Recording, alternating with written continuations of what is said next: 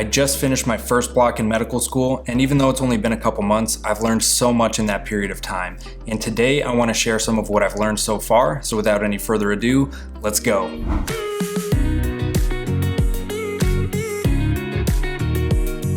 Number one is adapt and overcome. So the purpose of your first block in medical school, aside from learning the material that you need to know, is to serve as a period of adaptation. Med school is a different kind of beast.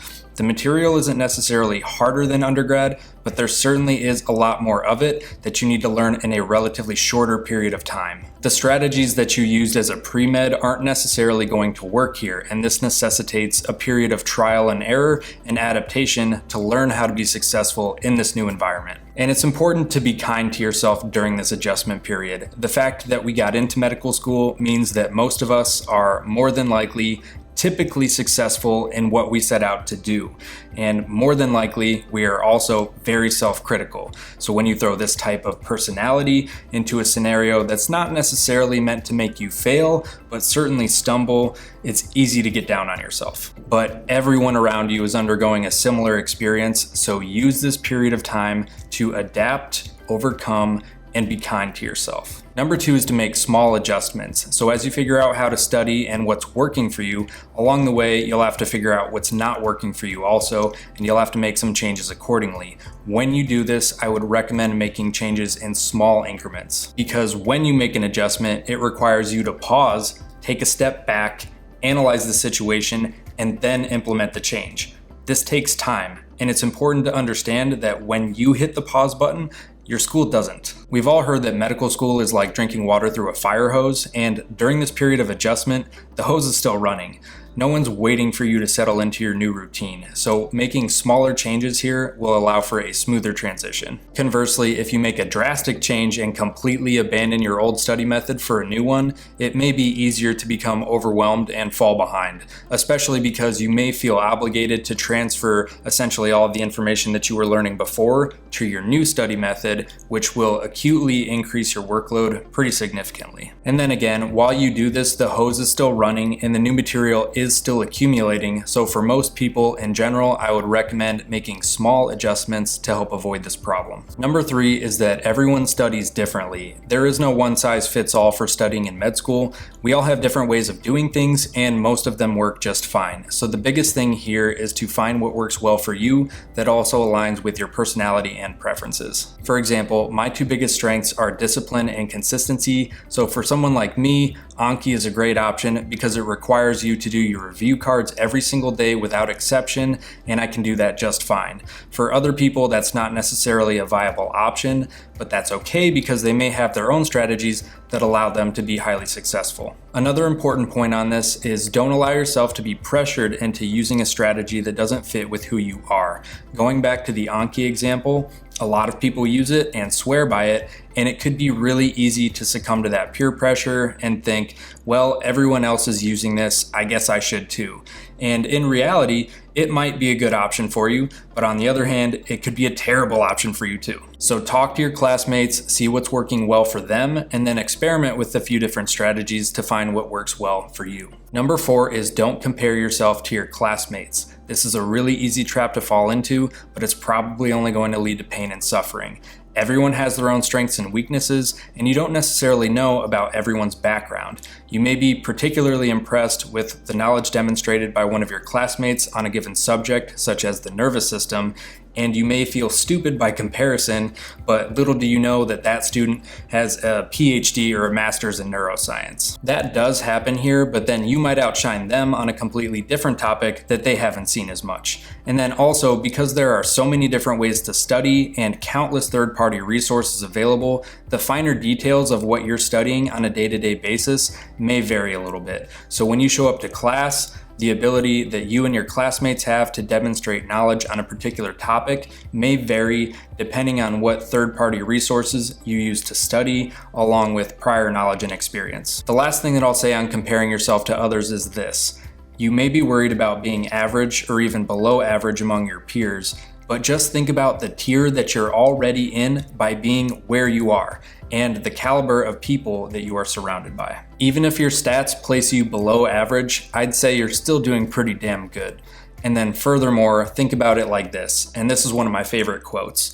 If you're the smartest person in the room, you're in the wrong room. Number 5 is to maintain balance. This one's easier said than done, and frankly, there may be times where on the spectrum, all of your time and effort do need to shift to a single point of focus. And I think this is okay in spurts, but in order to help avoid burnout in the long run, there are things that we can be and probably should be doing. The big hitters here are getting enough sleep, regular exercise, and maintaining some sort of social interactions outside of your studies.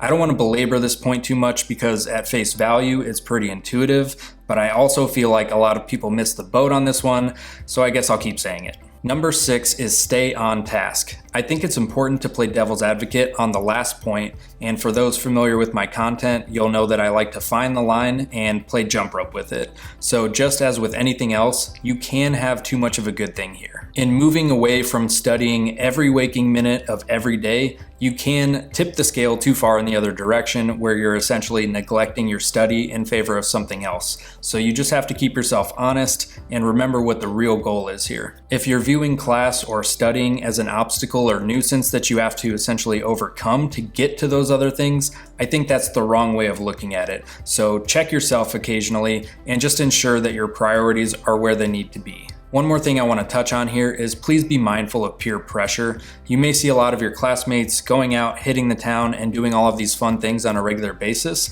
and I think that's great. If they can do that and still get everything that they need to done for class and still perform well, that's awesome. But if you can't do that or don't feel comfortable with it, that's totally fine. If you would like to join in on the fun, but honestly feel like you need to stay in and focus more on your studies, that's okay. And if you simply don't want to join in on whatever activity because it doesn't align with your lifestyle and preferences, that's okay too. For instance, I'm not much of a drinker, so if everyone's going out to the bars, I'm good. But if everyone's going out to do some sort of group exercise activity, I'd be much more inclined to join in on that. Although I still may not do that a lot of the time because honestly, I do feel like I have to stay home and spend more time studying, and it's just not in the cards. Get it? That was an Anki joke. Number 7 is that it's okay to say no. In addition to being able to say no to these social events, it's okay to say no to your school as well. There are so many great opportunities to learn, shadow, volunteer, so many different programs that you can be a part of. And if you say yes to every single one, you will die. Just kidding. You probably will be overwhelmed though. So don't feel obligated to say yes to every opportunity that your school provides you with. In fact, I would argue, at least at first, it's probably better to say no to most of them until you find your footing. If you do all of the volunteering and all of the shadowing, that's great, but if it means that you took on too much and failed your class, that's a very bad trade-off. You've seen that movie with Jim Carrey called Yes Man. It's funny, I've kind of gone in the opposite direction and I've become something of a no man, at least in this early stage of med school. Because first and foremost, I want to ensure that I can be successful in the classroom before I take on all of these other things. And if that's you as well, just know that it's okay. Number 8 relates to real-world application. One thing that I found frustrating with undergrad was just the sheer volume of information that we had to learn that has never stepped foot outside of a classroom. Things that have been long forgotten that will never be applied to any real life scenario. And one of my hopes coming into med school was that that would never happen here. Unfortunately, I can't necessarily say that. Although I do think that the transferability of information from the classroom to the real world is higher in med school than undergrad, it's not 100%. And there are some things that we're learning that very obviously won't be applied in a clinical setting. One thing that's actually very helpful in identifying this is that in addition to our PhDs who are subject matter experts in their fields, we also have clinicians and physicians in our cases and classes helping us to effectively bridge the gap from the classroom to the clinic. They help us frame how we will view, interpret, and apply the information that we're learning in the classroom to a real-world clinical scenario, and then also from time to time, they do point out some of the things that we might not need to know past our preclinical years. But once again, to play devil's advocate, to play jump rope with that line, for the content that fits in this category, I would argue that we do, at least for most of it, need a fundamental understanding before we can effectively advance to the more complex topics that will be more applicable. And then for whatever hopefully small amount of material truly won't transfer in any shape or form, if you're not in a position to change the system,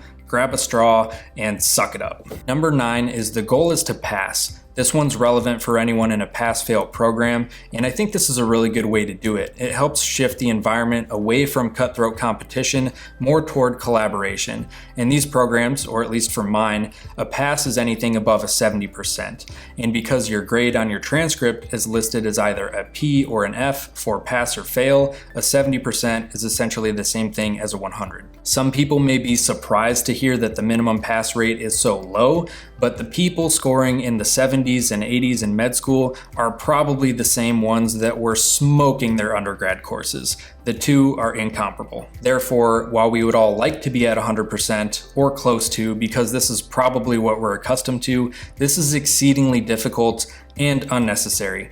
Because a 70 is essentially just as good for your final grade as a 100, the goal is simply to pass. You may be able to grind yourself to a higher grade and probably into a pulp, but it may very well come at the cost of your health, social life, and sanity. So ensure that you're within a comfortable passing range, and from there, proceed with caution. Number 10 is a caveat to that last point, and that is that while the goal in the classroom is to pass, the real goal is to become the best doctor that you can to better serve your patients in the future. I'll end with this quote, which I think is really powerful. Dear student, you do not study to pass the test. You study to prepare for the day where you are the only thing between your patient and the grave. Thank you so much for watching. Before you go, please subscribe to the channel, give the video a like, and drop a comment down below to let me know what you thought. Thanks again, and I'll see you in the next one.